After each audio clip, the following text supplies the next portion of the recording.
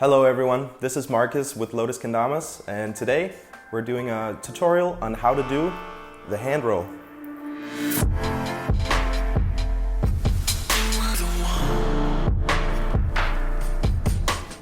Today I'm using a Lotus Kendama. It's a bamboo ken on a black bloom tama.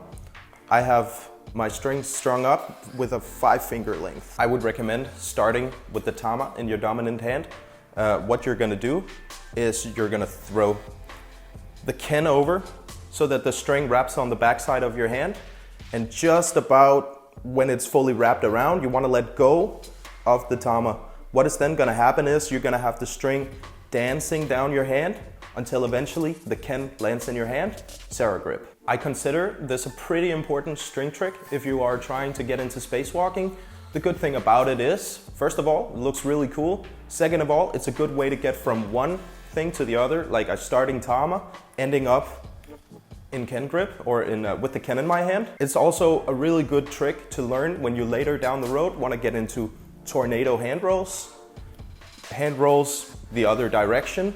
It's a really good fundamental string trick to have down. You don't necessarily need to have any other string tricks down before learning this one. I consider this one pretty fundamental, although it is quite challenging. So it's a good idea to be overall confident with your kendama playing already. I recommend when learning this trick that you practice over some soft surface, on some grass or on a mat, something like this. You're oftentimes gonna be dropping your kendama practicing this trick. Once you started the hand roll, you wanna make sure that the string is making contact with your hand throughout the entire hand roll. Make sure you give it a good amount of speed so that it actually has momentum to dance down your hand. But also keep in mind, you do not need to do it super fast. You can practice this trick going pretty slow. You want to make sure that the string is taut throughout the entire trick, because if you don't do that, it's gonna be sloppy and you're gonna drop it. It's gonna suck. Starting out, don't worry too much about making a fully complete hand roll where it perfectly lands with the ken in your hand. Try it first, just making this motion, make it wrap around your hand and get the feeling of the string moving down your hand, getting closer to the ken. You're probably gonna drop it a lot at first, but it's all about getting that feeling. A common problem when learning this trick is either going too fast so that it completely flies off your hand and you lose control of the kendama. A second very common problem is releasing too late. If it wraps fully around your hand because you're releasing too late, it'll just tangle up and you won't get a good hand roll going. So it's about feeling it out until you get that timing down of when to release the tama. I want to say that with time, you'll be able to do hand rolls with pretty much any string length as you gain more control. But starting out, as I'm using right here, 4 to 5 fingers feels pretty good. Then it kind of, for me at least, lands perfectly in my hand. Like we covered in the string tips video, there's a couple of ways of shortening down your string to a shorter length. When experimenting with string tricks, I have a couple of ways that I do it. One of them being, I grab the string on the middle like this, I twist it around so you have a loop, you put your spike on it. You can do that as many times as you need in order to make it shorter.